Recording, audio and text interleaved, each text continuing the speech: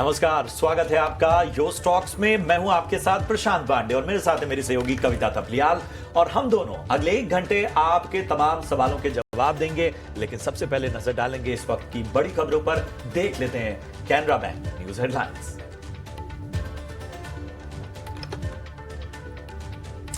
बाजार में ऊपरी स्तरों से गिरावट। निफ्टी ऊपर से 100 अंक गिरकर 25,550 के पास, तो वहीं निफ्टी बैंक ऊपर से 220 अंक फिसलकर 57,200 के नीचे आया।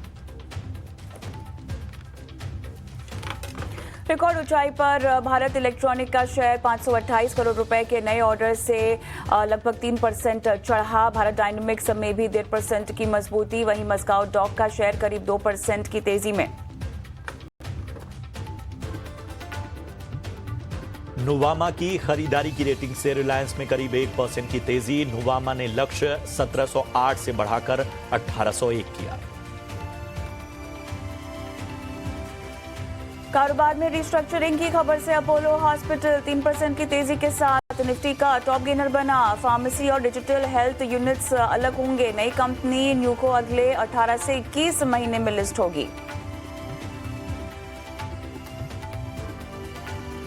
Main board IPOs Raymond Realty और कल्पतरू की सुस्त लिस्टिंग, तो SME IPOs Abraham Food, AJC Jewel, Shri Hari Krishna sponge और आईकॉन फैसिलिटेटर्स की लिस्टिंग भी ठंडी रही। चारों एसएमई आईपीओज पर मार्केट एक्सपर्ट ने दी थी अवॉइड की राय।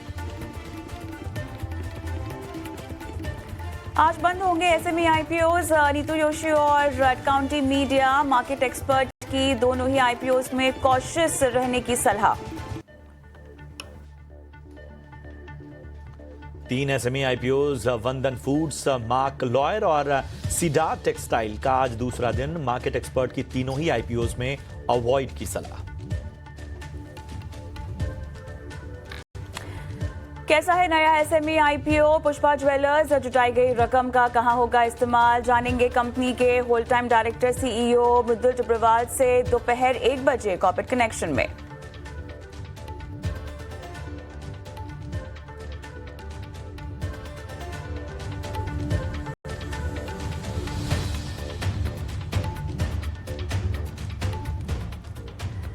नमस्कार, स्वागत है आप सभी का योर स्टॉक में और हम इस खास पेशकश में अगले 1 घंटे आपके सवालों पर फोकस करने वाले हैं। जी हां, बाजार की चाल थोड़ी सी सबड्यूड है, लेकिन उसके बावजूद आपके पोर्टफोलियो में कमाई की रफ्तार कम नहीं होनी चाहिए। इसी बात का ख्याल हम इस शो में रखते हैं। इस शो में आप भी पार्टिसिपेट कर सकते हैं, भाग ले सकते हैं, अपने सवाल हम तक पहुंचा सकते हैं। करना बस इतना है कि अपने सवाल पूछने हैं इन नंबर्स पर जो आपके स्क्रीन पे फ्लैश हो रहे हैं और तमाम सोशल मीडिया हैंडल्स पर 9167329108 एसएमएस करें। व्हाट्सएप के जरिए भी अपने सवाल हम तक पहुंचा सकते हैं। और जब सवाल पूछ रहे हो कोई स्टॉक स्पेसिफिक, तो बहुत जरूरी है कि जानकारी हमें क्लियरली दें।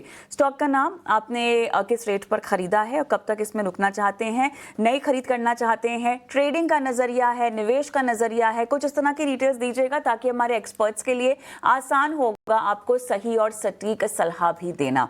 मेहमान के तौर पे आज हमारे साथ निमेश ठाकर.com के निमेश ठाकर जुड़ गए हैं। निमेश, हाय मॉर्निंग, स्वागत है आपका योर स्टॉक में। और बातचीत बहुत होने वाली है, सवाल जवाब होंगे दर्शकों के, बाजार की चाल पर भी आपकी राय लेंगे। लेकिन उससे पहले झटपट एक मार्केट चेक कर लेते हैं, उसके बाद दर्शकों के सवालों की ओर भी बढ़ेंगे। जैसा कि हम देख रहे हैं यहाँ पर बहुत ही सबड्यूड ट्रेड दिखाई दे रहा है और जिस तरह से लैकलस्टर की कमी आज के सत्र में दिखाई दे रही है, 25,520 के आसपास बना हुआ है निफ्टी।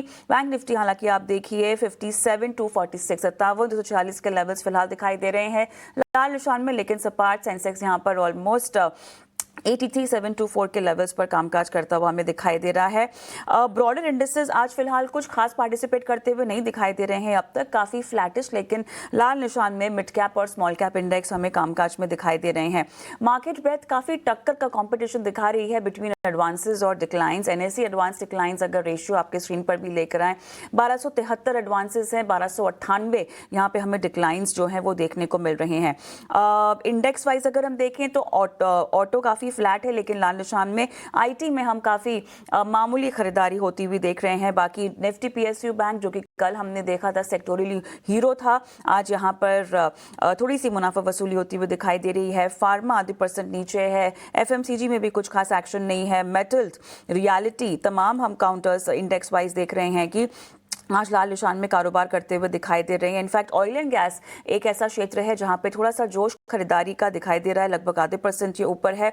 डिफेंस काउंटर, जैसे कि हम स्टॉक स्पेसिफिक एक्शन अभी देखें तो यहाँ पर दमदार बनता हुआ दिखाई दे रहा है। तो overall mix bag of actions हम कह सकते हैं, लेकिन पिछले कुछ ट्रेडिंग सेशन से जो हमें तेजी देखने को मिली है वो फिलहाल रेप्लिकेट होता हुआ नहीं दिखाई दे रहा है। अब ऐसे में बहुत बड़ा ट्रिगर रहेगा तिमाही नतीजे, और निमेश आपको शामिल करते हैं बाजार की चाल के साथ ही सवाल पहला आपके पास रखेंगे।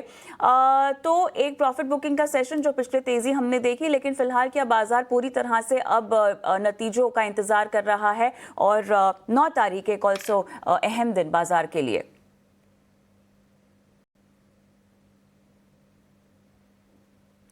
निमेश, क्या आपको मेरी आवाज आ रही है? जी बोलिए। जी, वेरी गुड मॉर्निंग कविता। देखिए, मार्केट के अंदर एक अच्छी रैली हम लोगों ने देखी है और एक छोटा सा पॉज 2 दिन का मिला है। मेरा मानना है कि अभी कोई ऐसा रीजन नहीं है कि मार्केट में कोई ट्रेंड रिवर्सल दिख रहा हो। हाँ, हालांकि कल के सेशन में हम लोगों ने थोड़ा जो है वो प्रॉफिट बुकिंग देखा था, बट अगर आप देखें तो जो रैली स्टार्ट हुई थी पिछले वीक 23 जून से, वो 24,800 के आसपास की एक रैली स्टार्ट हुई थी और ऑलमोस्ट 800-900 पॉइंट की एक रैली हम लोगों ने निफ्टी में देख ली थी। तो एक छोटा सा पॉज है। जब तक निफ्टी 25,500 और 25,250 ये एक स्ट्रॉन्ग सपोर्ट एरिया बन चुका है, जब तक 25,250 के ऊपर है तब तक कोई चिंता करने की जरूरत नहीं है। और intraday trading point of view से बात करें तो 25,500, 25,480 एक अच्छा सपोर्ट एरिया जो है वो मैं मान रहा हूँ। मेरा मानना है कि यहाँ से जो है हम लोग सेक्टर रोटेशन देखने को मिल सकता है या स्टॉक रोटेशन देखने को मिल सकता है।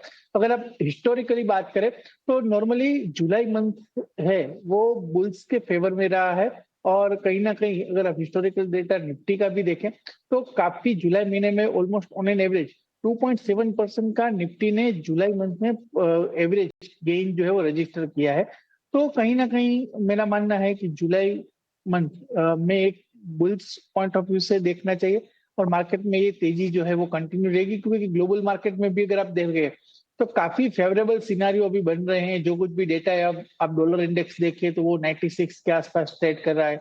आप यूएस के 10 ईयर जीसेक के देखिए वो भी कंफर्टेबल है। तो ग्लोबल सेंटीमेंट्स जो है वो भी पॉजिटिव है। तो ये कंडीशन में मुझे नहीं लग रहा है कि कोई मेजर नेगेटिविटी यहाँ से मार्केट में देखने को मिलेगी। ये हल्का सा पॉज है, और जो कुछ भी अगर यहाँ से करेक्शन आता है तो यहाँ से मैं मानता हूँ कि बाइंग करके ही चलना चाहिए।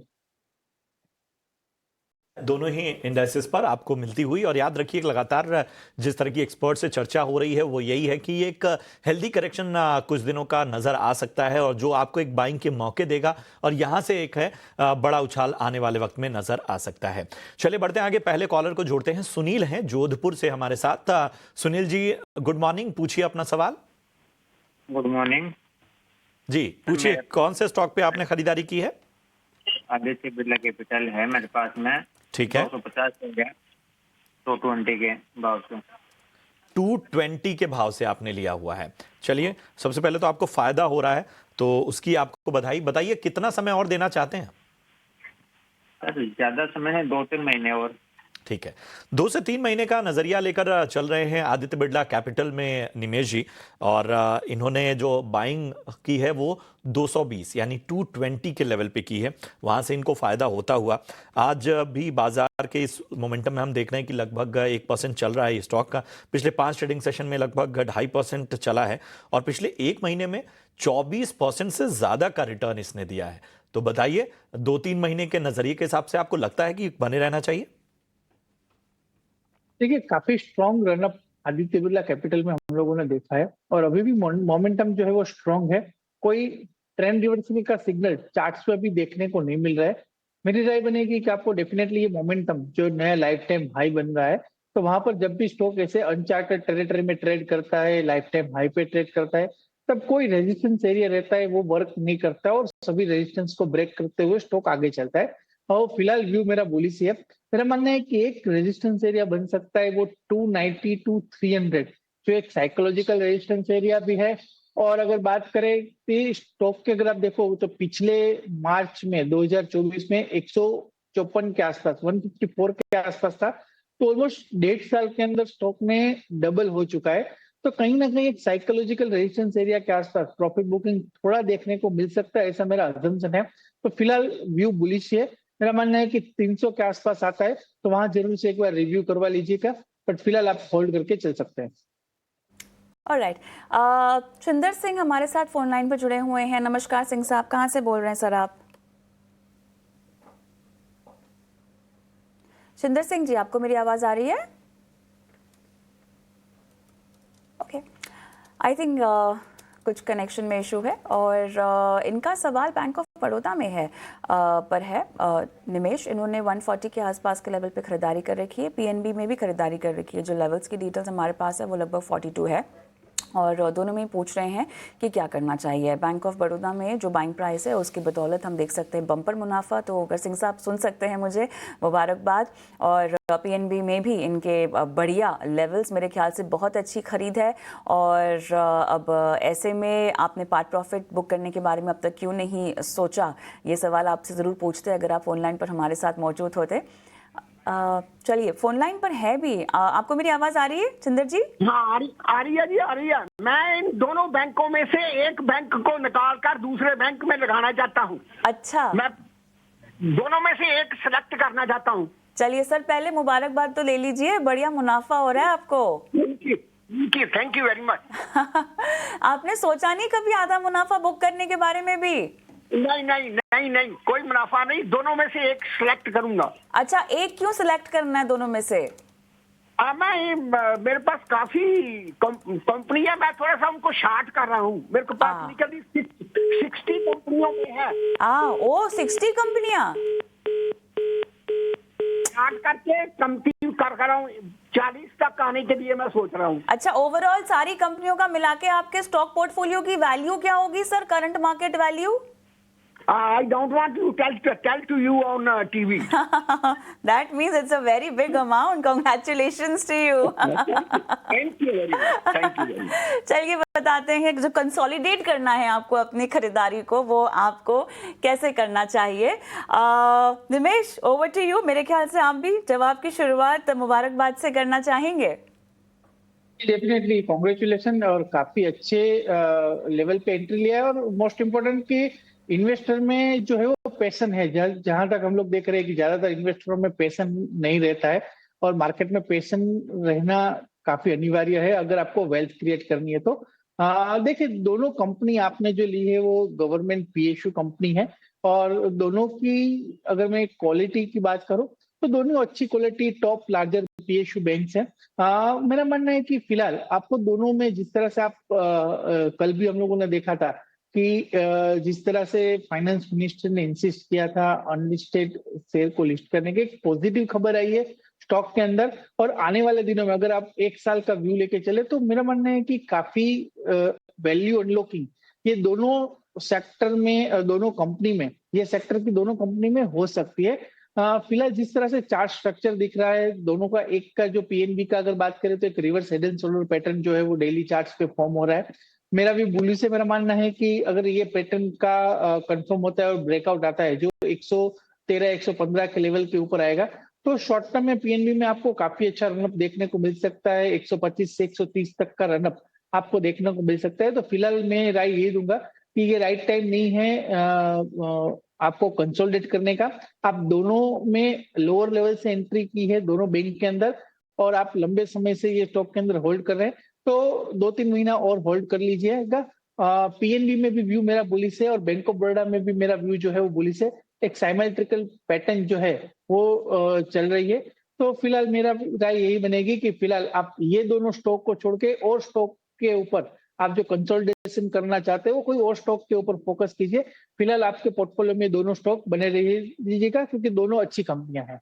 ठीक है, तो दोनों पर ही जो है बुलिश नजरिया निमेश जी का आता हुआ आपके बैंक पे।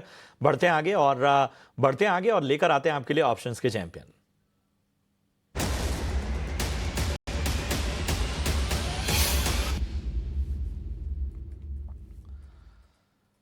और हमारे साथ इस वक्त सेंट्रम ब्रोकिंग से नीलेश जैन साहब जुड़ चुके हैं। नीलेश जी, गुड मॉर्निंग। बताइए, ऑप्शन की रणनीति आज के लिए क्या है? मॉर्निंग प्रशांत जी, देखिए खरीदारी पर फोकस है। जिस हिसाब से स्टॉक स्पेसिफिक हमें कुछ काउंटर्स में काफी अच्छा ब्रेकआउट देखने को मिल रहा है। टाइटन उसमें से एक है जहां पे इस पर्टिकुलर काउंटर ने एक मल्टी मंथ ब्रेकआउट दिया है। फॉलो अप मूव हमें यहाँ पे लगातार पिछले 2-3 दिनों से देखने को मिल रहे हैं, जहां पर हम टाइटन में जुलाई सीरीज के पर्सपेक्टिव से 3800 के ऊपर टाइटन को जाता हुआ देख रहे हैं। इसीलिए यहाँ पे 3700 का कॉल ऑप्शन लेने की सलाह होगी। 98 से 100 के रेंज में फिलहाल ट्रेड हो रहा है, यहाँ पर खरीदना होगा। 77 के स्टॉप लॉस से 150, 125 एंड 151, 125 पहला टारगेट और दूसरा लक्ष्य 151 का ध्यान में रख के चलना होगा। इसका लॉट साइज 175 का, उस लिहाज से रिस्क अप्रोक्सीमेट पर लॉट 4000 का है एंड अप्रोक्स रिवॉर्ड पर लॉट यहाँ पे 9000 तक के बनते हुए नजर आ सकते हैं। तो टाइटन में हम यहाँ से एक तेजी एक्सपेक्ट करके चल रहे हैं, इसलिए यहाँ पे 3700 का कॉल ऑप्शन लॉन्ग करने की सलाह होगी। तो 3700 का कॉल ऑप्शन आपको टाइटन में लॉक करने की सलाह। नीलेश जी, बहुत बहुत शुक्रिया। एक बार फिर से आपको ये रणनीति बता देते हैं। 3700 का कॉल ऑप्शन आपको लेना है। 98 रुपए या 100 रुपए ये प्रीमियम पे आपको लेना है। लक्ष्य 125 पहला, दूसरा 151। स्टॉप लॉस यहाँ पर 77 रुपए का रखना है। अधिकतम मुनाफा 9000 तक का, नुकसान 4000 तक का हो सकता है। यहाँ आपको बता दें, सेबी का स्टैंडर्ड रिस्क डिस्क्लोजर कहता है कि फ्यूचर और ऑप्शन ट्रेडिंग में जोखिम बहुत है, रिस्क बहुत है, इसलिए सोच समझ कर रणनीति बनाएं और अपने वित्तीय सलाहकार यानी फाइनेंशियल एडवाइजर की सलाह जरूर लें। चलिए बढ़ते हैं आगे। सिद्धार्थ का सवाल लेते हैं, यूट्यूब से आया है, दिल्ली से इन्होंने सवाल पूछा है। गेल इंडिया पर राय जानना चाहते हैं। 1000 शेयर इनके पास है और इनकी बाइंग प्राइस है 168 की। 168 के भाव पे इन्होंने गेल इंडिया में खरीदारी की हुई है। फिलहाल 22000 के फायदे में यहां पर इनका शेयर इस वक्त है। निमेश जी, गेल इंडिया क्या मुनाफा बांध लेना चाहिए? 168 रुपए पे इन्होंने खरीदारी किया हुआ है। पूछ रहे हैं व्हाट टू डू, तो मेरा मानना है कि ये शॉर्ट टर्म नजरिया ही चाहते हैं। देखिए, अच्छी एंट्री लेवल ये है। स्टॉक के अंदर फिलहाल हम लोग देख रहे हैं कि थोड़ा मोमेंटम जो है वो बन रहा है, एक रेंज के अंदर घूम रहा है। ऊपर में 198 का रेजिस्टेंस एरिया है। परसों हम लोगों ने देखा था कि 193 के आसपास स्टॉक ने हाई बनाया था। मेरा मानना है कि अगर आपको होल्ड करना है, अगर 1-2 वीक कर सकते हैं तो कर लीजिएगा, क्योंकि चार्ट स्ट्रक्चर जिस तरह से बन रहा है और जिस तरह से ग्लोबल डेवलपमेंट भी हो रहा है, मेरा मानना है कहीं ना कहीं स्टॉक के अंदर मोमेंटम देखने को मिलेगा, जो 205 से 210 तक के लेवल का हो सकता है। तो फिलहाल मैं आपको होल्ड करने की राय देता हूँ। 185 का एक स्टॉप लॉस जरूर से लगाइएगा और ऊपर में 205 के लेवल के लिए गेल के अंदर होल्ड कीजिएगा। चलिए, गेल इंडिया में ये रणनीति। सतीश सावलकर फोन लाइन पर मेरे साथ है। नमस्कार सतीश, हाय, गुड मॉर्निंग। चलिए, इनका सवाल YouTube के जरिए आया है। कोचिन शिपयार्ड ने मेज खरीदारी कर रखी है 2900 और YouTube में कहीं ये ड्यूरेशन मेंशन करती हुई हमें नहीं मुझे दिखाई दे रहा, लेकिन फिलहाल तो घाटे में है। लेकिन 2900 अगर पोजिशनली रणनीति बनानी हो तो स्टॉप लॉस आप इनको क्या रिकमेंड करेंगे इस ट्रेड में? देखिए, जो स्टॉप लॉस बन रहा है वो 1920 का एक स्टॉप लॉस बन रहा है, थोड़ा दूर का है। फिलहाल जिस तरह से चार्ट स्ट्रक्चर है, देखिए वीकली चार्ट के ऊपर एक डबल बॉटम स्ट्रक्चर बना है और हम लोग देख रहे हैं कि हालांकि डिफेंस स्पेस के अंदर और शिपयार्ड स्पेस में जिस तरह से अदर कंपनी ने परफॉर्म किया है, उसके कंपेयर में ये कंपनी एक अंडर परफॉर्म कर रही है। बट फिलहाल मेरा मानना है कि जिस तरह से एक लॉन्ग टर्म स्ट्रक्चर बन रहा है, ये स्टॉक के अंदर आने वाले दिनों में उसका जो बाइंग प्राइस है 2900 का, वो आने के चांसेस है। बट यहाँ से आपको थोड़ा टाइम देना पड़ेगा। मेरा मानना है कि ऊपर में जो रेजिस्टेंस एरिया बन रहा है वो 2600 2900 का एक रेजिस्टेंस एरिया बन रहा है, तो वहां तक स्टॉक को आने के चांसेस मुझे ज्यादा लग रहे हैं। तो फिलहाल व्यू मेरा बुलिश है। जब तक ये स्टॉक 1900 के ऊपर ट्रेड कर रहा है, तब तक मेरा मानना है कि ये स्टॉक के अंदर होल्ड करना चाहिए और आने वाले दिनों में 2600 2900 के लेवल ये स्टॉक के अंदर देखने को मिल सकते हैं। ठीक है, तो ये है राय कोचिन शिपयार्ड पर आपको मिलती हुई। डिफेंस क्षेत्र पर वैसे भी बुलिश नजरिया तमाम एक्सपर्ट्स का। चिराग दवे का सवाल अगला यूट्यूब से आया है ये सवाल, और इन्होंने परसिस्टेंट सिस्टम्स लिया हुआ है। इनकी बाइंग प्राइस एक बार मैं बता देता हूँ, 5500 के भाव पे इन्होंने खरीदारी की है परसिस्टेंट में। फायदे में है फिलहाल, और हालांकि स्टॉक्स की संख्या जो है वो यहाँ पर आपको बता देता हूँ, इन्होंने 6 ही शेयर लिए हुए हैं, तो बहुत बड़ा फायदा तो नहीं हो रहा है, लेकिन हाँ बाइंग इनकी अच्छी है। 5500 के भाव से परसिस्टेंट बताइए निमेश जी, कैसा लगता है? देखिए, persistent system again IT sector में एक अच्छी कंपनी है, और मेरा मानना है कि जिस तरह से चार्ट स्ट्रक्चर हम लोग देख रहे हैं, स्टॉक के अंदर स्लोली एंड स्टेडीली मोमेंटम बन रहा है। आईटी सीजन के रिजल्ट की शुरुआत होगी नेक्स्ट वीक से, तो मेरा मानना है कि अगर आपको इवेंट का कोई रिस्क नहीं लेना है तो आप नीचे की तरफ 5850 का स्टॉप लॉस लगा के ये काउंटर के अंदर होल्ड कर सकते हैं। अगर रिजल्ट फेवरेबल आता है और कुछ पॉजिटिव मोमेंटम बनता है तो ऊपर में आपको 6350 तक के लेवल शॉर्ट टर्म में देखने को मिल सकते हैं, तो वहां पर एक बार आप जरूर से रिव्यू कर लीजिएगा, और अदरवाइज आप प्रॉफिट बुक कर सकते हैं। फिलहाल मेरा व्यू होल्ड का है। 5850 के स्टॉप लॉस से मैं आपको होल्ड करने की राय देता हूँ। 6350 तक के लेवल देखने को मिल सकते हैं। प्रदीप जैन जी का सवाल लेंगे यूट्यूब के जरिए। इन्होंने यूनाइटेड स्पिरिट्स में खरीदारी कर रखी है, प्राइस है 1410। अगेन फोन लाइन पर हमारे साथ नहीं है, वरना इनसे और डिटेल्स हम ले लेते।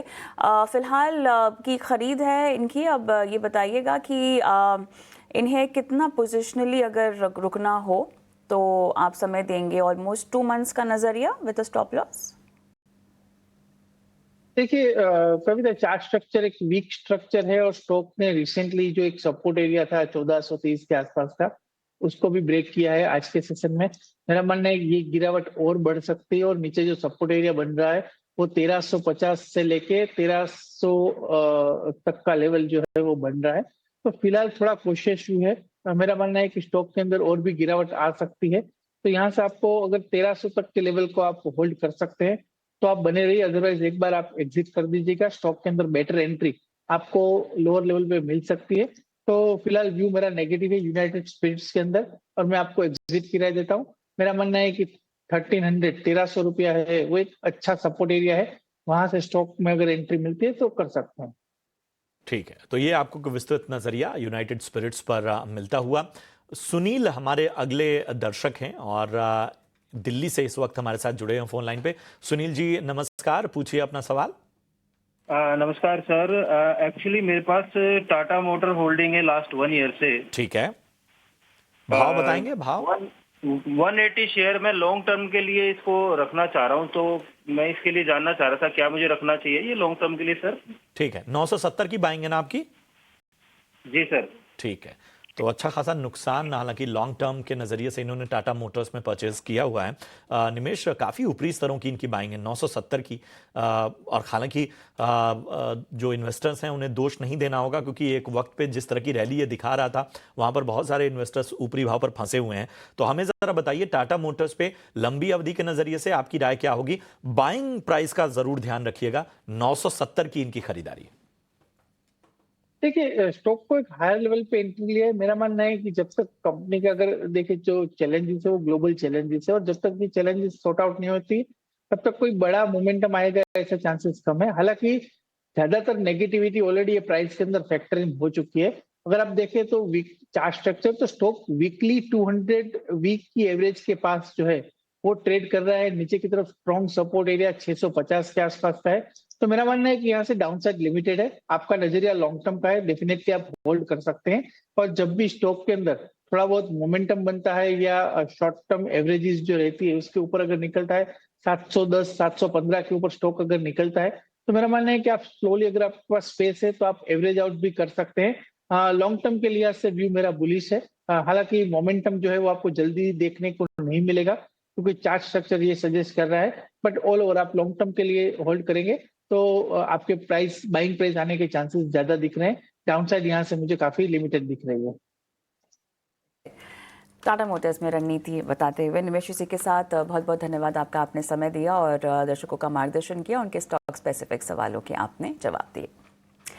तो योर स्टॉक के पहले एडिशन को हम फिलहाल यहीं समाप्त करेंगे, लेकिन हम ब्रेक पर जाएं उससे पहले महीने की शुरुआत में अक्सर बड़े बड़े पैसों के काम होते हैं, जैसे सैलरी आती है, बिल भरने होते हैं, खर्चों की प्लानिंग होती है। लेकिन जिस तरह हम अपने खर्चों की प्लानिंग करते हैं उसी तरह अपने निवेश की प्लानिंग करना भी उतना ही ज़रूरी होता है। और इसी आदत को बढ़ावा देने के लिए SBI म्यूचुअल फंड और टाइम्स नेटवर्क मिलकर एक खास राष्ट्रीय इन्वेस्टर अवेयरनेस पहल शुरू कर रहे हैं, जिसका नाम है भारत निवेश बेहतर कल। और इस पहल का मकसद भारतीयों में लगातार निवेश करने की आदत को प्रोत्साहित करना है, ताकि वो अपना आर्थिक भविष्य सुरक्षित कर सकें। चलिए एक ब्रेक लेते हैं, लेकिन योर स्टॉक की हमारी पेशकश यहीं समाप्त नहीं हुई है। हमारे साथ अगले आधे घंटे में जुड़ेंगे एक नए मेहमान और होंगे आपके नए स्टॉक स्पेसिफिक सवाल। बने रहें।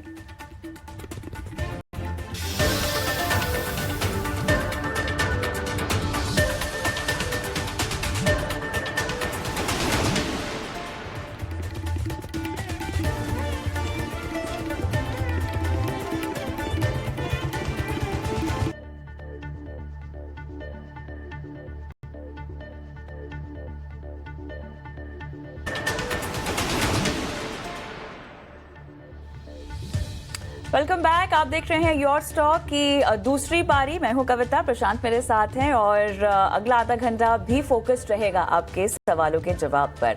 और शो की शुरुआत करते हैं कैनरा बैंक न्यूज हेडलाइंस के साथ। बाजार में ऊपरी स्तरों से गिरावट, निफ्टी ऊपर से 60 अंक गिरकर 25,550 के पास, तो वहीं निफ्टी बैंक ऊपर से करीब 200 अंक फिसलकर 57,200 के पास। रिकॉर्ड ऊंचाई पर भारत इलेक्ट्रॉनिक्स का शेयर 528 करोड़ रुपए के नए ऑर्डर से शेयर 3% से ज्यादा भागा। भारत डायनेमिक्स में भी 1.5% की मजबूती। वहीं मझगांव डॉक का शेयर करीब 2% तेज। नुवामा की खरीदारी की रेटिंग से RIL में 1% से ज्यादा की तेजी। नुवामा ने लक्ष्य 1708 से बढ़ाकर 1801 किया।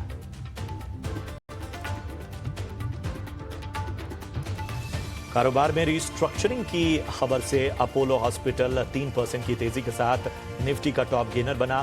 फार्मेसी और डिजिटल हेल्थ यूनिट अलग होंगे। नई कंपनी न्यू को अगले 18 से 21 महीने में लिस्ट होगी। इनबोर्ड IPOs, रेमन रियल्टी और कल्पतरू की सुस्त लिस्टिंग, तो SME IPOs Abram foods, AJC jewel, Shri Hari Krishna sponge और आइकन फैसिलिटेटर की लिस्टिंग भी रही ठंडी। चारों SME IPOs पर मार्केट एक्सपर्ट ने दी थी अवॉइड की राय। आज बंद हो गए SME IPOs। नीतू योशी और Ad County Media market expert की दोनों ही IPOs में कॉशियस रहने की सलाह।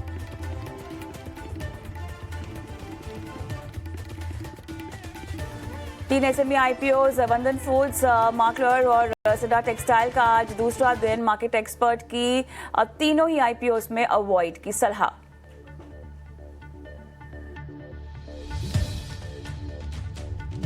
कैसा है नया SME IPO पुष्पा ज्वेलर्स? जुटाई गई रकम का कहां होगा इस्तेमाल? जानेंगे कंपनी के होल टाइम डायरेक्टर और CEO मृदुल टिबड़ेवाल से दोपहर 1 बजे कॉर्पोरेट कनेक्शन में।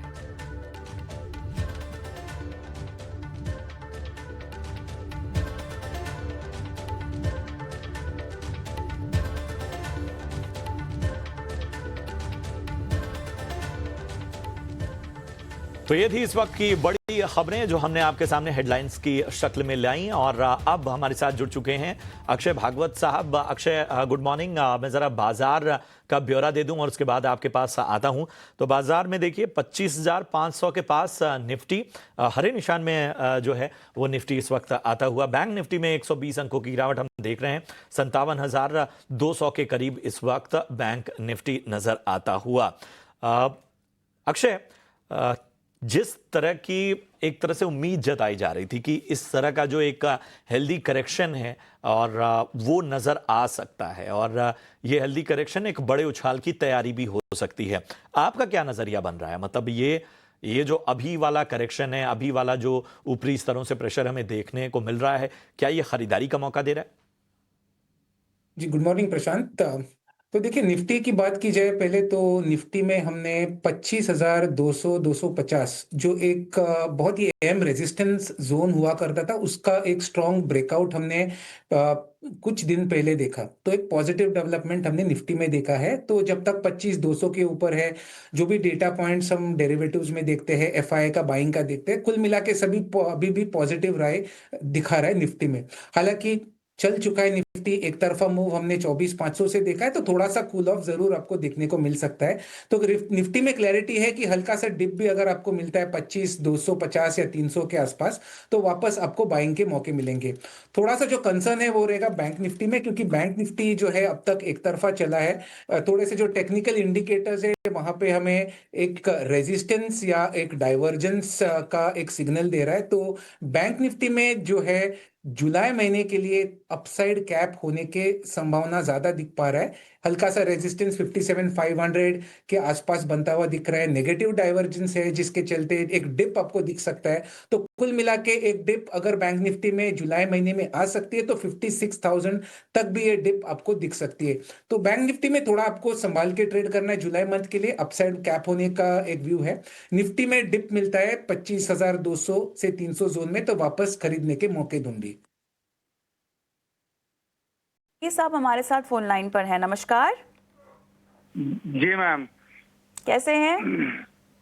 ठीक है मैम। कौन सा स्टॉक लिया है सर आपने, किस भाव पर? इरेडा लिया हुआ है मैम 248 पे। बहुत ऊंचे भाव पे ले लिया सर? जी सर, जी मैम। तो अभी क्या इरादा है? क्या करें, अब समझ नहीं आ रहा है। शॉर्ट टर्म के लिए लिया था? शॉर्ट टर्म के लिए ही लिया था। चलिए, एक महीने में तो ये 183 के ऊपर गया नहीं है वैसे।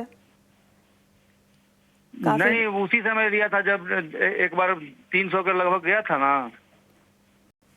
चलिए, बिल्कुल मेरे ख्याल से 52 हफ्ते के हाई के आसपास आपने खरीदा है, ये सोच के कि अब यहाँ से ऊपर ही जाएगा। बताते हैं अब आपको शॉर्ट टर्म के लिए क्या करना चाहिए। एक स्टॉप लॉस के साथ बने रहना बहुत जरूरी होगा। जी अक्षय, देखिए कई बार ऐसे होता है और हम कहते भी हैं दर्शकों को कि हाइज के बजाय आप जब बाजार में गिरावट हो या किसी भी तरह की कमजोरी हो तब खरीदारी करनी चाहिए। इनके लेवल्स लगभग 52 वीक हाई के आसपास ही घूमते हुए दिखाई दे रहे हैं। अब शॉर्ट टर्म के लिए लिया था लेकिन काफ़ी अरसा हो गया रखे हुए। बताइए क्या स्टॉप लॉस रेकमेंड करेंगे और ओवरऑल कितना रुकना भी चाहिए? जी, तो एक चीज है कि जब भी आप कोई भी ट्रेड लेते हैं तो आपका टाइम फ्रेम में क्लैरिटी होना बहुत जरूरी है। तो जब भी आपने शॉर्ट टर्म के लिहाज से बाय किया था तो एक रिस्क मैनेजमेंट के तौर पे एक स्टॉप लॉस रखना बहुत जरूरी होता है, क्योंकि कभी कभी गलत पड़ गए तो अगर जल्दी से हम लोग वो रिस्क मैनेजमेंट के हिसाब से पोजीशन हमारी काट ले तो जो है इतना टाइम नहीं लगता है जैसे इरिडा में हुआ है। तो अपने गलती से शायद हायर लेवल पे बाय कर लिया। और अगर आप जर्नी भी देखें स्टॉक का तो गए मेरे हिसाब से 1-1.5 साल हो गया, स्टॉक में ज्यादा कुछ बाउंस बैक नहीं है। हालांकि जो भी स्टॉक्स जो काफी दबे थे, डिफेंस थे, रेल काउंटर्स थे, सभी में भी अच्छे बाउंस बैक आए, पर गए 5 महीने में इरिडा में कुछ हमने वो रिकवरी नहीं देखी है। और करंट मार्केट स्ट्रक्चर भी देखे, इरिडा का प्राइस स्ट्रक्चर, तो कुछ बड़ी उछाल की फिलहाल मुझे संभावना नहीं दिख पा रही है। इनफैक्ट जो टेक्निकल सेटअप है वो सिग्नल कर रहा है शायद 120-125 वापस लोअर एंड पे स्टॉक टेस्ट हो सकता है। तो एक स्टॉप लॉस रखना बहुत जरूरी है। थोड़ा लेट हो गए आप इसमें, पर अगर एक रिवाइज स्टॉप लॉस रख के चलना है तो 150 ही आपका स्टॉप लॉस रहेगा। पर कुल मिला के जो व्यू बन पा रहा है इरिडा का शॉर्ट टर्म में अभी भी नेगेटिव है और 120-25 छूने की हाई प्रोबेबिलिटी दिख पा रही है चार्ट्स पे। है एक विस्तृत नजरिया आपको मिलता हुआ। हमारे साथ बाबू राव जी जुड़ चुके हैं। बाबू राव जी नमस्कार, कहां से बात कर रहे हैं? सर मैं दिल्ली से बात कर रहा हूँ। जी पूछिए अपना सवाल। सर मैंने ये एनसीसीसी का शेयर आज ही लिया है। मैंने 236 रुपए पे 2000 शेयर लिए हैं। ठीक है। तो ये मैं थोड़ा सा गलती से ले लिया, मतलब प्रॉफिट होगा कह के, तो उसमें मैं थोड़ा सा ब्रेक हो गया। तो फिलहाल आपको 12,500 के आसपास का नुकसान हो रहा है जितना मैं देख पा रहा हूँ। ठीक है, ठीक है, चलिए हम आपको बेहतर राय देते हैं। अक्षय, इन्होंने आज की ही खरीदारी की, लेकिन इन्होंने ऊपरी स्तरों पर इस स्टॉक को ले लिया। जो कि आज का हाई अभी तक था 236 के भाव से इन्होंने लिया, और लेते ही इनका स्टॉक देख रहे हैं कि हम लगातार गिरावट हो रहा है। फिलहाल 12,500 तक का नुकसान झेल चुके हैं। बताइए जरा इनको क्या राय बनेगी। जी, तो एनसीसी का अगर स्टॉक प्राइस देखा जाए तो ओवरऑल अभी भी टेक्निकल प्राइस चार्ट पे एक नेगेटिव प्राइस स्ट्रक्चर है। पिछले महीने अगर 2 महीने का प्राइस एक्शन देखे तो स्टॉक 240 ये स्तर पार नहीं कर पा रहा है। बार बार उसी स्तर पे आपको बिकवाली का प्रेशर बनता हुआ दिख रहा है। तो टेक्निकली जो शॉर्ट टू मीडियम टर्म का व्यू बनेगा वो हल्का सा रेजिस्टेंस के होने के चलते थोड़ी सी सेलिंग की संभावना है, जिसके चलते स्टॉक वापस 200 की तरफ जाने का प्रोबेबिलिटी हमें चार्ट्स पे दिख पा रहा है। तो negative price structure short to medium term होने के चलते मेरी राय तो एग्जिट की होगी। स्टॉप लॉस रिवाइज करके आपको एक रिस्क मैनेजमेंट के तौर पे अभी भी होल्ड करना चाहे तो वो स्टॉप लॉस बनेगा 222 का। तो कुल मिला के एक नेगेटिव प्राइस स्ट्रक्चर है और एग्जिट की राय रहेगी शॉर्ट टू मीडियम टर्म के लिए एनसीसी लिमिटेड पे। नेगेटिव प्राइस स्ट्रक्चर फिलहाल दिखाई दे रहा है अक्षय के मुताबिक। सतनाम जी फोन लाइन पर मेरे साथ हैं। सर नमस्कार। नमस्कार मैम। बताइए सर, कहाँ से बोल रहे हैं, क्या हालचाल? मैं पंजाब पटियाला से बात कर रहा हूँ। बड़ी मुश्किल से नंबर लगा है, बहुत दिनों से ट्राई कर रहा था मैं। सर आपके पेशेंस के लिए बहुत बहुत धन्यवाद, और आपने कोशिश गिव अप नहीं की, बहुत बहुत शुक्रिया इसके लिए। बताइए। मैं ना अपना म्यूचुअल फंड का पोर्टफोलियो चेक करवाना चाहता हूँ और मुझे प्लीज गाइड किया जाए कि आगे मैं किस में इन्वेस्ट कर सकता हूँ। बिल्कुल सर, म्यूचुअल फंड पोर्टफोलियो की डिटेल्स आपने हमें दे रखी है, तो वो हमारा दूसरा एक शो आता है शाम को 4 बजे, बनो अपना फाइनेंस मिनिस्टर, उस पर मैं ले लूंगी। फिलहाल कोई स्टॉक स्पेसिफिक सवाल है आपका? हाँ तो ठीक है। स्टॉक में मैं मेरे पास ना ये स्टॉक है टीटागढ़ का है मैम। हाँ हाँ। और एक ना मेरा काफी टाइम से पेंडिंग चल रहा है जुबली फूड का, ये 700 से ऊपर नहीं जा पा रहा। मैंने 665 में लिया था मैम ये 100 शेयर। टीटागढ़ की बाइंग प्राइस आपकी 950 है, ये सही है? Yes ma'am yes. ठीक है। और दूसरा आपने जुबलेंट का कितना बताया? जुबलीट का 100 शेयर है मैम, और वो लिया था मैंने 665 में मैम। 665? Yes ma'am. 665। दोनों में आपका नजरिया कितना होगा? लॉन्ग टर्म है मैम नजरिया। लॉन्ग टर्म नजरिया है ना, चलिए ठीक है, दोनों पर आपको सलाह देते हैं। और म्यूचुअल फंड का पोर्टफोलियो मुझे आप इस नंबर पर व्हाट्सएप कर दीजिएगा, आपका सवाल ले लिया जाएगा। अक्षय, क्या रिकमेंडेशन होगी? तो टीटागढ़ रेल सिस्टम्स, अगर आप 6 हफ्ते से प्राइस एक्शन देखें तो एक रेंज के दायरे में सीमित रहा है स्टॉक। रेंज का जो दायरा है वो लोअर एंड सपोर्ट है करीबन 800 का, और जो रेजिस्टेंस बन पा रहा है वो है 1000 का। तो फिलहाल अगर 3 दिन का प्राइस एक्शन देखें तो रेजिस्टेंस के आसपास स्टॉक ट्रेड हो रहा है। तो शायद ये रेंज का जो दौर चल रहा है कुछ और 1-2 महीना भी चल सकता है। आपको कोई दिक्कत वाली बात तो नहीं बन पा रही है, क्योंकि हमने 4-5 हफ्ते पहले स्टॉक में एक तेजी से ब्रेकआउट देखा था जो वॉल्यूम्स के सपोर्टिव था। तो जब तक स्टॉक 800 के ऊपर है टेक्निकली तो व्यू पॉजिटिव बनेगा, और मैं उम्मीद कर रहा हूं कि आने वाले दिनों में जो रेजिस्टेंस है 1000 का वो ब्रीच करके स्टॉक 1100 या 1150 तक छू सकता है मीडियम टू लॉन्गर टर्म में। तो आपको ये टारगेट्स के लिए टीटागढ़ रेल सिस्टम में बने रहना है। अभी अगर जुबिलेंट फूडवर्क्स की बात की जाए तो जुबिलेंट फूडवर्क्स भी एक रेंज के दायरे में काफी महीनों से सीमित है। शायद एक 8-10 महीने हो चुके हैं कि 600 और 750 ये रेंज के दायरे में सीमित है। पर टेक्निकली आपका लॉन्ग टर्म का होराइजन है, टाइम होराइजन, उसके चलते मेरा मानना है कि प्राइस स्ट्रक्चर इंडिकेट कर रहा है कि 750 रेजिस्टेंस ब्रेक हो सकता है आने वाले दिनों में, जिसके चलते स्टॉक में 850 के टारगेट जो ऑल टाइम हाई के आसपास बनते हैं वो आपको दिख सकते हैं। तो जुबिलेंट फूडवर्क्स में भी बने रहने की राय रहेगी। कुल मिला के 650 ही आपका सपोर्ट जोन है। जब तक ये सपोर्ट के ऊपर है जुबिलेंट फूडवर्क्स का व्यू पॉजिटिव रहेगा। ये है राय आपको मिलती हुई जुबिलेंट फूड पे। बढ़ते आगे, और हमारे साथ गुलाब जी जुड़े हुए हैं, पुणे से हमारे साथ इस वक्त फोन लाइन पे हैं। गुलाब जी गुड मॉर्निंग, पूछिए अपना सवाल। Good morning sir. मेरे पास गैब्रियल इंडिया लिमिटेड, ठीक है, इसके 315 शेयर है एट द रेट ऑफ 396। चलिए, तो सबसे पहले तो आपको ढेर सारी बधाई, क्योंकि आज ही हमने देखा है कि शानदार स्तरों पर स्टॉक ने जो है स्तर छुए हैं, और आप देखिए कि 20% का सर्किट यहाँ पर लगा हुआ है। आपने बताया 350 के आसपास खरीदारी की है? 396 की मेरी बाइंग रेट बाइंग है, और सर 315 मेरे पास शेयर है। आज मैं देखा अपर सर्किट लगा है। जी जी, वही मैं बता रहा था कि आज 20% का अपर सर्किट यहाँ पे लगा है, और इसीलिए मैं कह रहा हूँ आपको ढेर सारी बधाई।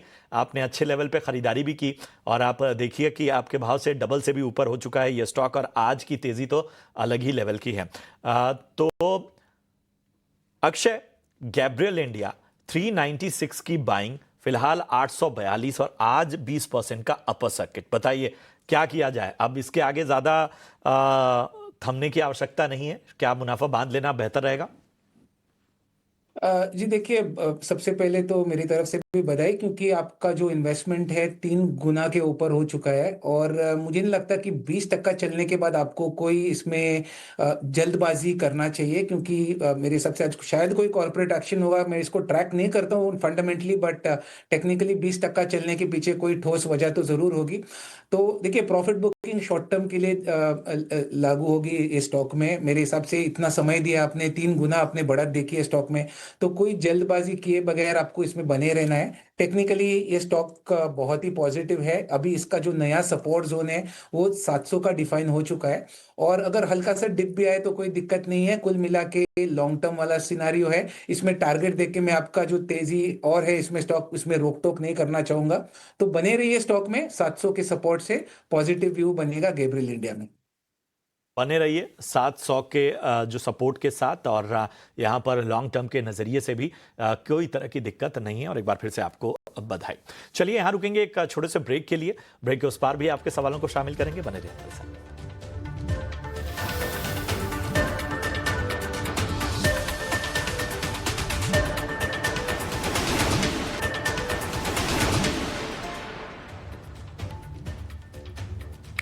चलिए, योर स्टॉक में आपके सवालों के जवाब तो हम दे ही रहे हैं, लेकिन इस बीच कुछ स्टॉक स्पेसिफिक खबरों पर भी हमारा फोकस है। अपोलो हॉस्पिटल की बात करते हैं, और जिस तरह से हम देख रहे हैं कि बड़ी रिस्ट्रक्चरिंग की खबर से शेयर में हम देख रहे हैं लगभग 3% तक की तेजी फिलहाल दर्ज दिखाई दे रही है। कंपनी की आगे की किस तरह की योजना है, किस तरह की रिस्ट्रक्चरिंग की बात की जा रही है, तमाम डिटेल्स लेकर सृष्टि शर्मा हमारी सहयोगी भी जुड़ी हुई हैं। सृष्टि, बताइए, तेजी तो स्टॉक में दिखाई दे रही है, लेकिन उसके अलावा जो बड़ी रिस्ट्रक्चरिंग की बात सामने आ रही है, इसको लेकर क्या है लबोलुबाब, और किस तरह की रिस्ट्रक्चरिंग की हम बात कर रहे हैं? जी हाँ, अपोलो हॉस्पिटल्स ने एक बड़ी रिस्ट्रक्चरिंग का ऐलान किया है, जहां पर उन्होंने शेयर होल्डर्स की वैल्यू अनलॉकिंग के लिए एक कदम ज़रूर उठाया है, जहां पे उन्होंने बोला है कि अपने डिजिटल और फार्मेसी कारोबार को अगले 18 से 21 महीने में कंपनी अलग करके अलग से लिस्ट करने की पूरी तैयारी में है। यहाँ पर जो नई एंटिटी होगी उसमें जो है उनका डिजिटल फार्मेसी बिजनेस तो होगा ही, अपोलो 24/7 और केमिड फार्मेसी चेन, ये सभी जो है इनकी न्यू कंपनी में आते हुए दिखेगा। और साथ ही साथ जो दूसरी बची हुई कंपनी रहेगी उसमें अपोलो हॉस्पिटल्स, जो कि हेल्थ केयर कारोबार में है, वो आते हुए जरूर दिखेगा। अब ये इस पूरी वैल्यू अनलॉकिंग के पीछे का कदम जो कंपनी ने बताया है वो इसलिए है कि दोनों ही कंपनीज में शेयर होल्डर्स की वैल्यू अनलॉक होगी, क्योंकि आप देखिए अपोलो हॉस्पिटल्स जो कि अभी तक लिस्ट होता था, वहां पे उसके हॉस्पिटल बिजनेस को थोड़ा सा डिस्काउंट जरूर दिया जाता था। अगर हम इसे कंपेयर करें बाकी हॉस्पिटल चेन से, तो वहां पर वो डिस्काउंट अब नहीं रहेगा। साथ ही साथ जो दूसरी एंटिटी आएगी वो एक ओमनी चैनल फार्मेसी डिस्ट्रीब्यूशन और डिजिटल हेल्थ के ऊपर जो है ये पूरी चेन आती हुई दिखेगी। एक नई कंपनी जो फॉर्म होती हुई दिखेगी, जो कि नीश सेगमेंट है। फिलहाल हम भारतीय बाजारों में एक ऐसे सेगमेंट में और ऐसी कैटेगरी में जो है कंपनीज को कम हमने देखा है, जो कि खास तौर से डिजिटल हेल्थ केयर पे फोकस करती हुई नजर आए।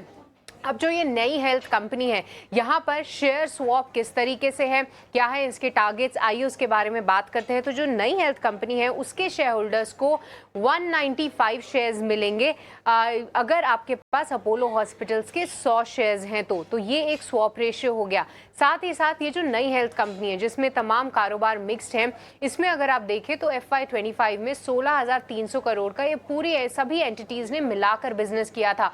अब कंपनी का लक्ष्य उन्होंने तय किया है कि FY27 तक इसको हमें 25,000 करोड़ तक ले जाना है।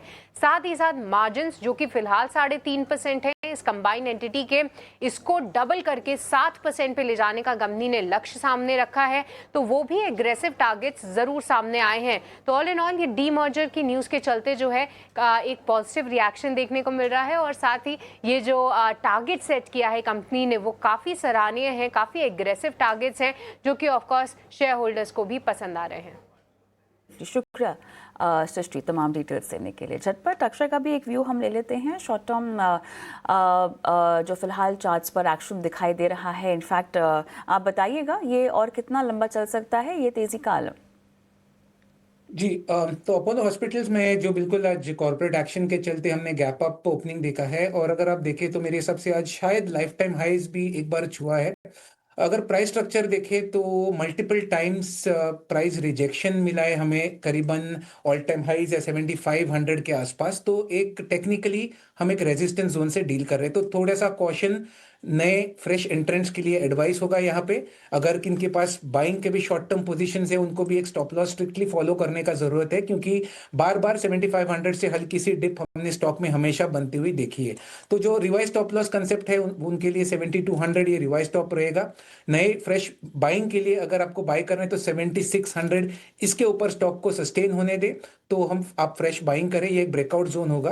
फिलहाल जो व्यू बनता आ रहा है स्टॉक रेजिस्टेंस पे है और 7600 के ऊपर सस्टेन अगर होता है स्टॉक तो आप नए अपसाइड टारगेट्स को लेंगे जो करीबन 7900 या 8000 के आसपास बन सकते हैं।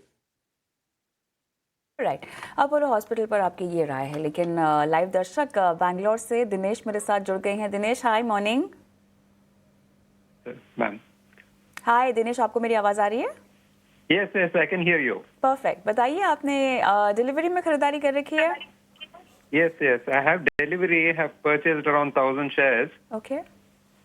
in October last year. आपकी buying price? Buying price 393. Okay. और कितना? 2 months का time I frame? can wait. I haven't got any profit. If I could wait for 2 months, 3 months, can I hold or sell? Sure, बताते हैं आपको कि क्या करना चाहिए। 393 की आपकी बाइंग प्राइस है और अच्छा हुआ आपने अपना नज़रिया बहुत लंबा नहीं रखा हुआ है। क्या कहेंगे अक्षय, क्या स्टॉप लॉस के साथ रुकने की सलाह? या देखिए, डिलीवरी में रिकवरी अच्छी हुई है। गए 2-3 महीने में 240 से 380 ये इसका जर्नी रहा है रिकवरी कहूंगा, क्योंकि स्टॉक ओवरऑल अगर आप देखें तो 700 के लेवल से 200 तक करेक्ट करा था। तो रिसेंटली जो रिकवरी रैली है उसमें वॉल्यूम्स का पार्टिसिपेशन भी बहुत ही स्ट्रांग है, तो एक पॉजिटिव इंडिकेशन है। बस आपको थोड़ा सा समय और देना पड़ेगा। Ideally 3 to 6 months of holding will work better for the stock. Expectation है कि ये समय अगर आप स्टॉक में देके चलेंगे तो आपको 475 से 480 का टारगेट डिलीवरी में दिख सकता है, तो होल्ड करने की सलाह रहेगी डिलीवरी लिमिटेड की सलाह आपको फिलहाल डिलीवरी में दी जा रही है। दिनेश, आगे बढ़ते हैं। यूट्यूब से बी कुमार जी का हम सवाल लेंगे। इन्होंने रांची झारखंड से अपना सवाल भेजा है और इनके पास खरीदारी अमरा राजा की इन्होंने कर रखी है और 629 के लेवल्स इसमें ये बता रहे हैं। इसके अलावा इनके पास टाटा स्टील भी है, 130 की इसकी बाइंग प्राइस है। टाटा टेक भी लिया हुआ है 500, एक्साइड 258 और सभी में 1 से 2 साल का इनका नज़रिया है। किस में बने रहें, किसको बेच दें, एक एक करके हम आगे बढ़ेंगे। अक्षय, इनके 4 स्टॉक्स हैं जिस पर ये सवाल पूछ रहे हैं। अमरा राजा से आप शुरू कर सकते हैं। 629 की इनकी बाइंग प्राइस है, बता रहे जी। अमर राजा में अमर राजा एनर्जी 960 का करंट मार्केट प्राइस है और टेक्निकली ये एक शॉर्ट टर्म सपोर्ट के जोन में ट्रेड हो रहा है। अगर गए 4 महीने का प्राइस एक्शन देखे तो कहीं ना कहीं 900 एक ऐसा लेवल है जहां पे स्टॉक में एक सपोर्ट जोन बेस बिल्ड होता हुआ दिखा है। तो यहाँ पे अगर आप गए 1 साल का जर्नी देखें तो स्टॉक में बिकवाली का भी प्रेशर काफी हावी हुआ है। तो तेजी की उम्मीद तो मैं नहीं कर रहा हूँ, बस एक हल्का सा बाउंस बैक आप जरूर एक्सपेक्ट कर सकते हैं, क्योंकि 900 एक अच्छा सपोर्ट बिल्ड हो रहा है। तो ट्रेलिंग स्टॉप लॉस या रिवाइज स्टॉप लॉस का अप्रोच होना बहुत जरूरी है। 875 ये आपका स्टॉप लॉस रहेगा, इससे आपको होल्ड करना है और अगर हल्की सी रिकवरी रैली बनती है 1200 तक तो वहां पे आपको एग्जिट लेना है। अगर आप दूसरे स्टॉक्स का भी नाम दोहरा देंगे, कौन से और थे? भी ले रखा है और हाँ, टाटा स्टील ले रखा है इन्होंने।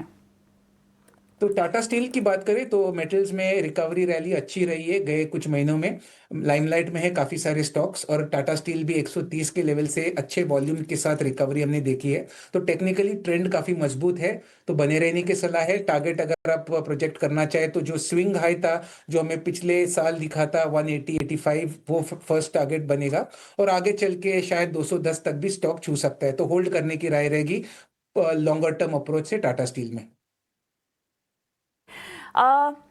एक स्टॉक स्पेसिफिक खबर की ओर इस वक्त हम रुक करते हैं। आईसीआईसीआई सिक्योरिटीज ने पेंट सेक्टर पर अपनी नई रिपोर्ट निकाली है। रिपोर्ट की खास बात क्या है और इस पूरे सेक्टर में अब किस तरह के नई तस्वीर उभरती हुई दिखाई दे रही है रिपोर्ट की बदौलत, बताने के लिए रविंद्र तिगारी हमारे साथ जुड़ गए हैं, हमारे सहयोगी। बताएं रविंद्र, क्या कह रही है रिपोर्ट पेंट सेक्टर के बारे में? जी बिल्कुल, यहाँ पे आईसीआईसीआई सिक्योरिटी ने जो है अपनी रिपोर्ट निकाली पेंट सेक्टर पर और उन्होंने एशियन पेंट और बर्जर पेंट दोनों स्टॉक को जो उन्होंने अपग्रेड किया है रेड्यूस से ऐड रेटिंग पर, जहाँ पे उन्होंने कहा है कि और उन्होंने जो है नेगेटिव स्टांस था जो सेक्टर में उनका पिछले 4 सालों से, उसको उन्होंने रिवर्स कर दिया है और उनका कहना है कि जो इंडस्ट्री का जो रेवेन्यू ग्रोथ है उसमें रिकवरी देखने को मिल सकती है FY26 में। और बिरला ओपर्स का जो डीलर नेटवर्क है वो अप्रॉक्स 55,000 है, जो कि जो सेकेंड लार्जेस्ट प्लेयर है बर्जर पेंट उससे ज़्यादा है। मतलब अब असली चैलेंज जो है वो डीलर के काउंट बढ़ाने के बजाय जो है सेकेंडरी सेल्स को बढ़ाना चैलेंज होगा बिरला ओपर्स के लिए। और जो स्टीप कॉम्पिटिटिव प्रेशर और जो रेवेन्यू में डिक्लाइन और मार्जिन कॉन्ट्रैक्शन के चलते जो वैल्यूएशन मल्टीपल है दोनों ही कंपनी एशियन पेंट और बर्जर पेंट, वो जो है अभी मीन पीई के नीचे जो है ट्रेड कर रहे हैं। और जो वन ऑफ रेवेन्यू चैलेंज है एशियन पेंट का FY25 में जो था वो अब जो है ख़त्म हो चुका है। हालांकि JSW पेंट ने जो रिसेंट एक्विजिशन किया है एक्सोनोबल के, उसके चलते इंडस्ट्री में जो है कंसोलिडेशन देखने मिल सकता है। और जो मेन अपसाइड रिस्क है पेंट इंडस्ट्री का वो ग्रॉस मार्जिन जो है वो उसमें जो है इम्प्रूवमेंट देखने को मिल सकता है बेटर देन एक्सपेक्टेड, अगर इनपुट कॉस्ट जो है उसमें गिरावट देखने मिल सकती है। और जो मेन डाउनसाइड रिस्क है पेंट इंडस्ट्री में वो जो है अगर कंज्यूमर डिमांड में स्लो डाउन देखने को मिलता है तो मार्केट में जो है अनएक्सपेक्टेड और एग्रेसिव कंपटीशन के चलते एग्रेसिव कंपटीशन जो है वो देखने मिल सकता है। और आईसीआईसीआई सिक्योरिटीज़ ने एशियन पेंट में जो है टारगेट प्राइस 2,700 का रखा है, जो उन्होंने पहले 2,000 का रखा था। और बर्जर पेंट पे जो है उन्होंने 650 का टारगेट प्राइस रखा है, जो उन्होंने 515 का रखा है। और उन्होंने दोनों स्टॉक्स को जो है अपग्रेड किया है रेड्यूस से ऐड रेटिंग पे, जिसके चलते एशियन पेंट और बर्जर पेंट जो है आज फोकस में है। चलिए, पूरे रिपोर्ट के बदौलत यहाँ पर सेक्टर की तस्वीर इस रिपोर्ट में आई है। बहुत बहुत धन्यवाद आपका, और अक्षय आपका भी समय दिया, दर्शकों के सवालों के जवाब दिए और हमारे साथ आप जुड़े इस पेशकश में, शुक्रिया आपका। हम आगे बढ़ते हैं और महीने की शुरुआत में अक्सर बड़े बड़े पैसों के काम होते हैं, जैसे सैलरी आती है, बिल भरने होते हैं, खर्चों की प्लानिंग होती है। लेकिन जिस तरह हम अपने खर्चों की प्लानिंग करते हैं उसी तरह अपने निवेश की प्लानिंग करना भी उतना ही ज़रूरी होता है। और इसी आदत को बढ़ावा देने के लिए SBI म्यूचुअल फंड और टाइम्स नेटवर्क मिलकर एक खास पहल, एक राष्ट्रीय इन्वेस्टर अवेयरनेस पहल शुरू कर रहे हैं, जिसका नाम है भारत निवेश बेहतर कल। और इस पहल का मकसद भारतीयों में लगातार निवेश करने की आदत को प्रोत्साहित करना है, ताकि वो अपना आर्थिक भविष्य सुरक्षित कर सके। और राइट, इसी के साथ योर स्टॉक को हम यहीं समेटते हैं, ब्रेक लेंगे। ब्रेक के उस पार बात करेंगे कमोडिटी बाजार की, मुनाफे की मंडी लेकर आएंगे विश्व मोहन हमारे सहयोगी। नमस्कार।